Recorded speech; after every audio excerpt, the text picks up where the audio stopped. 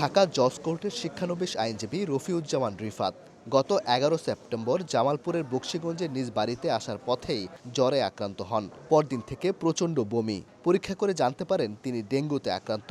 এক সপ্তাহ ধরে হাসপাতালে চিকিৎসা নিচ্ছেন রিফাত। আমার কাছে মনে হইতেছে যে আক্রান্ত আমি ঢাকা থেকেই হয়েছি।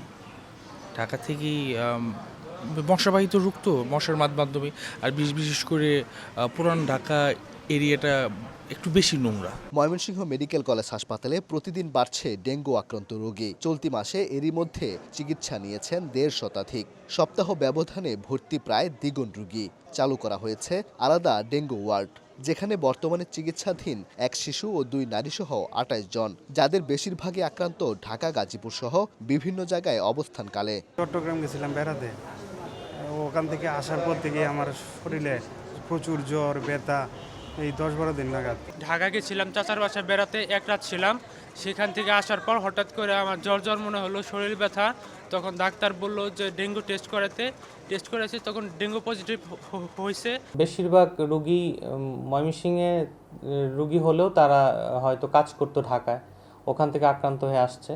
তবে ময়মনসিংহ বা আশেপাশের লোকাল রোগীও আছে, তবে ঢাকা থেকে আগত রোগীর সংখ্যা বেশি।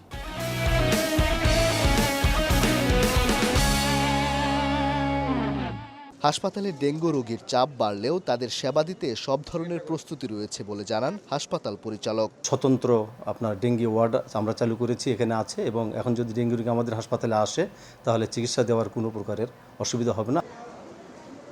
এদিকে ময়মনসিংহ নগরীতে মশার উপদ্রব বৃদ্ধি এবং ডেঙ্গু চোখ রাঙালেও এখনও কার্যকরী কোনো পদক্ষেপ নেই সিটি কর্পোরেশনের। জনসচেতনতা বৃদ্ধির জন্য আমরা লিফলেট প্রদান সহ মাইকিং কার্যক্রম এটি অব্যাহত রাখব।